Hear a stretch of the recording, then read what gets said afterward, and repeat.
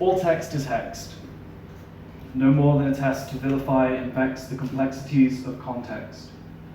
A confusing concept long camouflaged and kept in the vacant void of the cortex, waiting, vacillating, and wavering between detection and vindication. My words are cursed.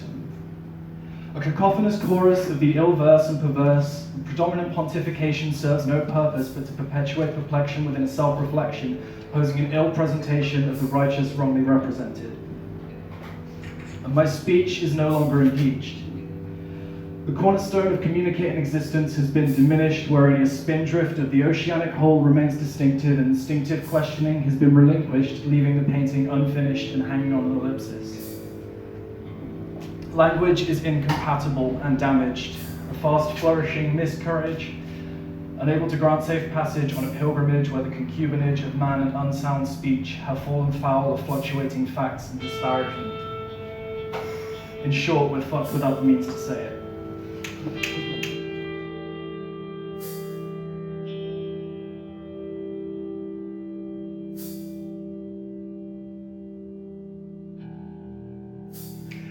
In an earthy grave where secrets stay, beauty lay beaten black by obsession. Every measured lie broke wings and spines as he stripped her skin of feathers. So self-assured, he denied his law and wore a veil made of heaven.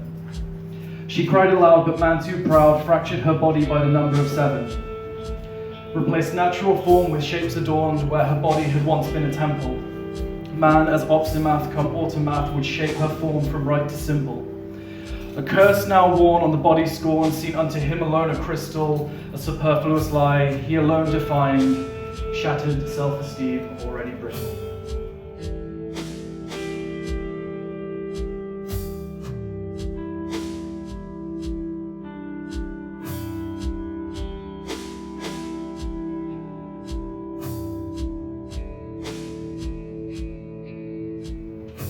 The air won't speak to me anymore. I try to reach through electric and heat and grease on my skin, but it won't listen. I echo alone across the void beyond existence, a flatline tone no longer singing in monochrome colors. No green line pacing slowly over a black abyss, falling out of sync with feeling, nothing reaching over the blank space to eat the hunger. No way to be sure there was ever a heartbeat to begin with. The division of 0 is nothing, and I'm fucked if I can find a metaphor for something so small. The feeling disappears behind the repulsion of realizing something at the edge of reason. A black hole swallowed, an infinite weight straight to my stomach, forbidding me to run from the creeping dark. Claustrophobia lends an ear as the walls close in to compress the sound and crush the embryo of vocal birthing and abort the whimper before it's heard. I would hope, if I were even close to being material enough to hold on to, that I wouldn't slip through your fingers. My nails scratch at the surface of a self-made coffin, only to be ripped from the beds they slept in, leaving an empty space where I can bury the best parts of you.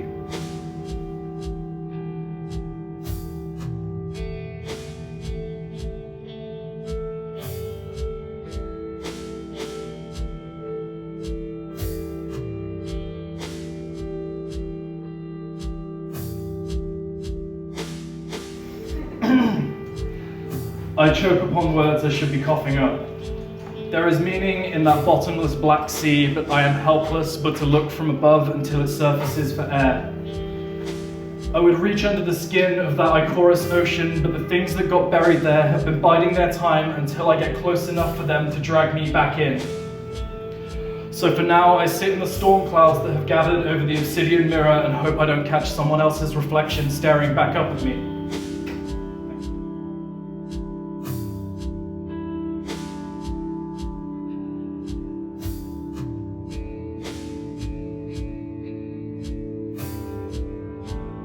Sun sink beneath the horizon. Nocturnal actuality made ashes of embers burning in the sky, and with grace in hand, the moon orchestrated a crescendo to the symphony of the tide. We gazed upon stars that borrowed themselves to 1,000 eyes, and I pleaded in honest envy for just one pair of eyes to fall upon me.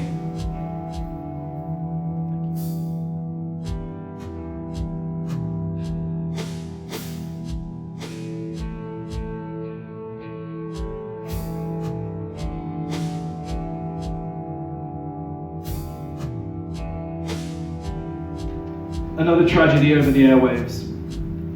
In and out like the tide, air moves into vacuum lungs. Not a whisper can be heard over the cacophony. And what shit that falls from my restless lips. Did the sun shine through those clouds before? I forgot everything I knew when the sky fell silent. Did the sickle moon sing before the black hole riot? I heard it got heavy. I write to feel when I don't have the feeling, and when I want to feel like a failed father to a holy ghost, I look downwards, not sideways.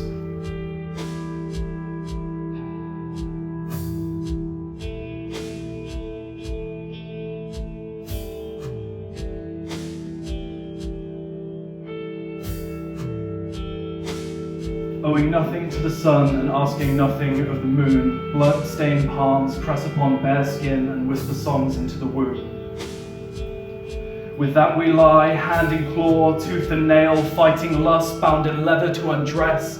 Black backs turned to rolling hills, we point skyward. Heaving a hymn from our blackened lungs, we sang an ode to the new sexuality. In a chorus of promiscuity, there was nothing of sincerity. A climax of misery longing to move mountains and makes martyrs in the place of saints.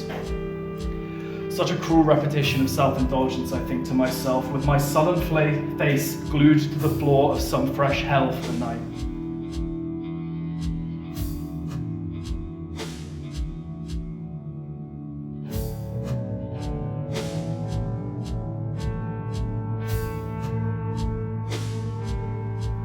Her hips were balanced like scales, swinging under the weight of hearts and feathers. I imagine the taste of red wine on her lips while I sip something bitter from a distance. I hide my eyes on the rim of a glass below lights hanging like strung-out stars over the strung-out faces of a crowd. She makes her way with vulpine grace between the cigarette smoke and spilled drinks of the cabaret and takes a place next to me. Her hand takes 2 fingers from mine and she buries them beneath a smile. She leans in close and weaves words into a tapestry long enough to hang us both, while I stand my ground and wait for the snatch of the hangman's noose.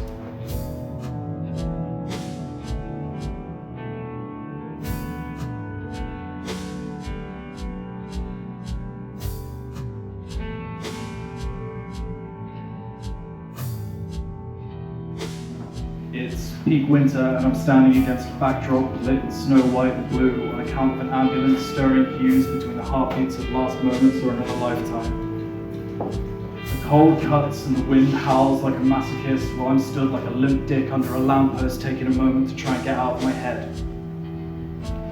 I detach myself from circumstance and glance up to a moon that had me promising something new since she was a sickle blade against the night sky, but we barely shook hands on it. She says it's not written in stone.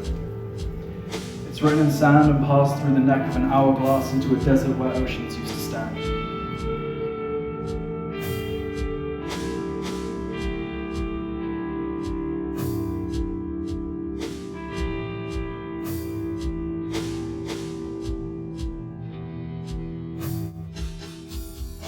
Has all sanity abandoned us, or are we simply much too drunk on our ignorance to realize we find ourselves haunting the same sorry halls to the timing of a clockwork heartbeat?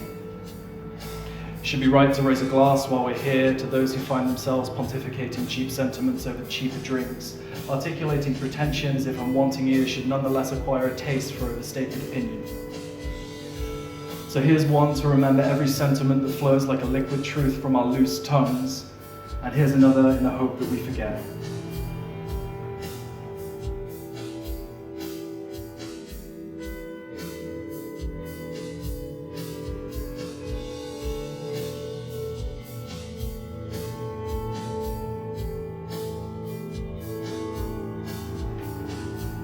She's half cut, wearing a half smile as she moves away from the corner of the street, leaving me hanging on a question mark. Her dark hair waves from the window of a black cab as I contemplate an abbreviated end to her swan song.